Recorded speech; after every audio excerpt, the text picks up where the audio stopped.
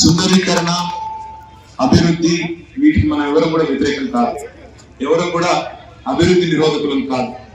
కానీ అభివృద్ధి జరగాల్సింది. అభివృద్ధి అంటే ఏంటి? అసలు రేవంత్ రెడ్డి గారు కాంగ్రెస్ పార్టీ ఏ నినాదంతో అధికారంలోకి వచ్చారు? మీకు హైదరాబాద్ లో ఎవరైనా ఓటేశారా? అసలు ఒక్క సీట్ ఇచ్చారా మీకు హైదరాబాద్ లో? ఒక్క సీటు కూడా హైదరాబాద్ మహానగరంలో ఓఆర్ఆర్ లోపల కాంగ్రెస్ పార్టీకి ఇవ్వలేదు. ఎందుకంటే హైదరాబాద్ ప్రజలకు తెలుసు ఈయన పార్టీ ఎట్లాంటివో స్పష్టంగా తెలుసు. కాబట్టే హైదరాబాద్ ప్రజలు ఓఆర్ఆర్ లోపల ఉండే అన్ని నియోజకవర్గాల్లో కాంగ్రెస్ పార్టీని తిరస్కరించారు.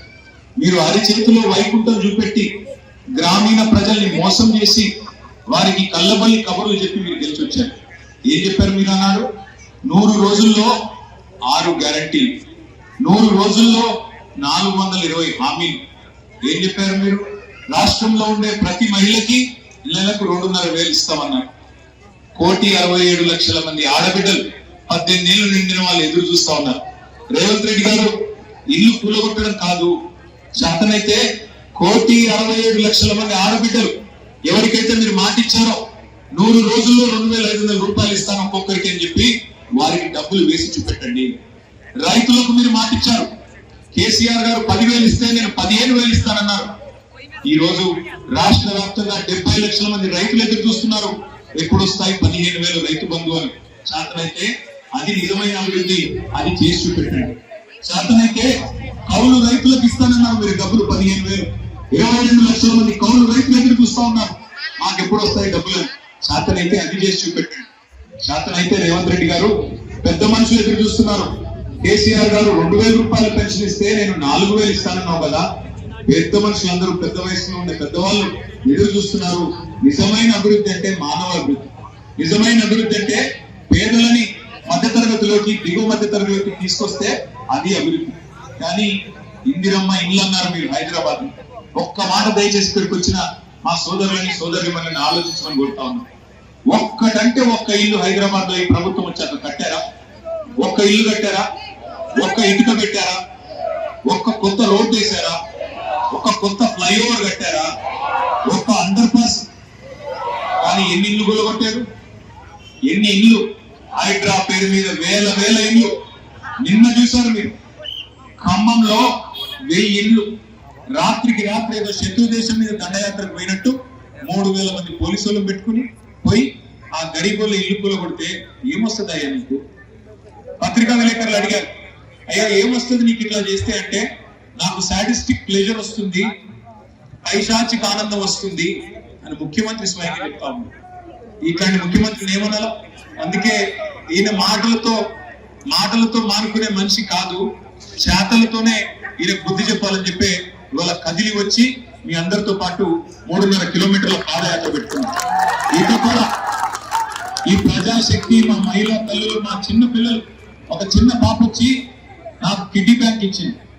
కిడ్నీ బ్యాంక్ లో డబ్బులు ఇచ్చి, సార్ ఇది రేవంత్ రెడ్డికి ఇవ్వండి, డబ్బులు కావాలంటే తీసుకోమనండి, మా ఇల్లు పెట్టండి అని చెప్పి చిన్న పాప వచ్చి కిడ్నీ బ్యాంక్ ఇచ్చింది. ఇంకో పాప వచ్చి, సార్ నా టెడ్డీ బేర్ తీసుకోమనండి, కానీ మా ఇల్లు వదిలిపెట్టమనండి సార్, మేమేం చేసుకున్నాం. ఇక్కడ వాస్తవం ఏంటి అంటే ప్రభుత్వాలే పర్మిషన్లు ఇచ్చినాయి. అది ఆనాడు కాంగ్రెస్ ప్రభుత్వం కావచ్చు, తర్వాత వచ్చిన టిఆర్ఎస్ ప్రభుత్వం కావచ్చు, మొత్తం ఈ తీరం వెంబడ పర్మిషన్లు ఇచ్చింది జిహెచ్ఎంసీ. ఈ తీరం వెంబడ పర్మిషన్లు ఇచ్చింది మున్సిపల్ కార్పొరేషన్, బండ్ల కూడా కావచ్చు, జిహెచ్ఎంసీ కావచ్చు, లేదా ఇంకో కార్పొరేషన్ కావచ్చు. ప్రభుత్వమే పర్మిషన్ ఇచ్చింది, ప్రభుత్వమే ఇల్లు కట్టుకోమని మీకు రిజిస్ట్రేషన్ చేసింది, ప్రభుత్వమే పన్నులు వసూలు చేస్తున్నది. రిజిస్ట్రేషన్ పన్ను వసూలు చేసింది, ఇంటి పన్ను కట్టించుకుంటున్నది, నీళ్ల పన్ను కట్టించుకుంటున్నది, ఎలక్ట్రిసిటీకి బిల్లు కడుతున్నారు. మరి అన్ని నియమాలు పాటిస్తూ రెక్కాడితే గాని డొక్కాడని వాళ్ళు పైసా కూడబెట్టి కట్టుకున్న ఇండ్లు, నీలాగా అక్రమ సంపాదనతో కట్టుకున్న ప్యాలెస్లు ఏమి లేవు వాళ్ళకి.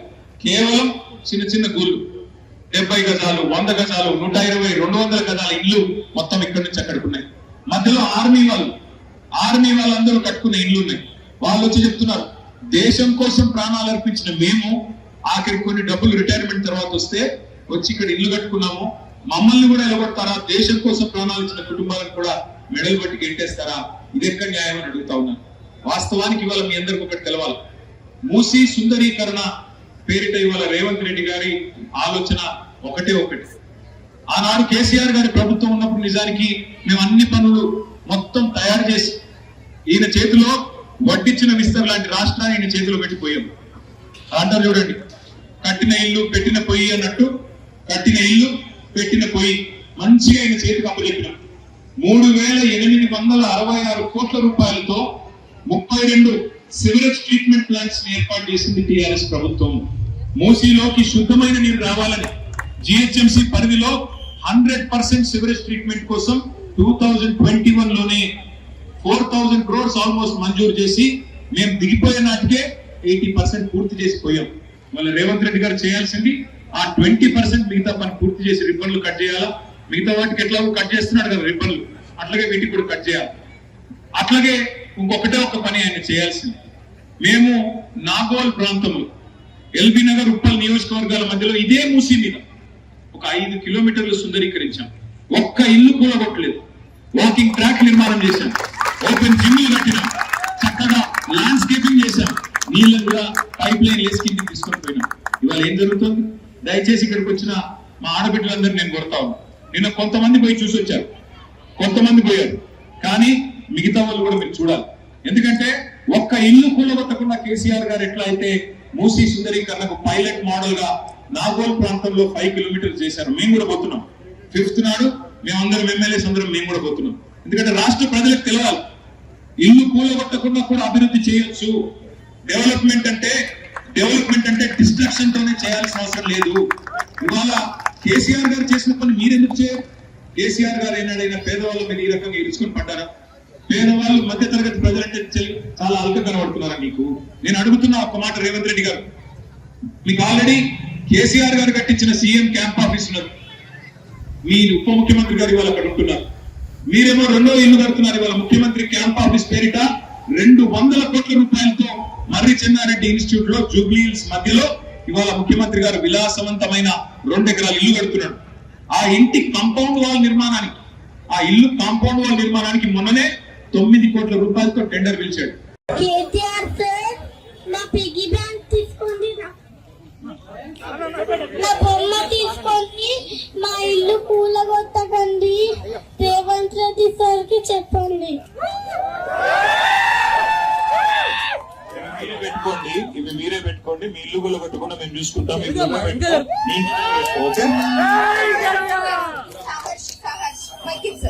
సహర్ష్ సార్ వాడు 2 years నుంచి సార్ చిన్న బేబీ, వాడు కూడా ఎప్పుడైనా న్యూస్ లో చూసినా సార్ రేవంత్ సార్ మన ఇల్లు తీసేసుకుంటారా అంటారు. జస్ట్ ఇమాజిన్ సార్ వాళ్ళ మైండ్ సెట్ ఎలా సెట్ అయిందని. కేటీఆర్ సార్, నా పిగ్గీ బ్యాంక్ తీసుకోండి, నా బొమ్మ తీసుకోండి, మా ఇల్లు కూలగొట్టకండి, రేవంత్ రెడ్డి సార్ కి చెప్పండి. ఇవి మీరే పెట్టుకోండి, మీ ఇల్లు కూలగొట్టకుండా మేము చూసుకుంటాం.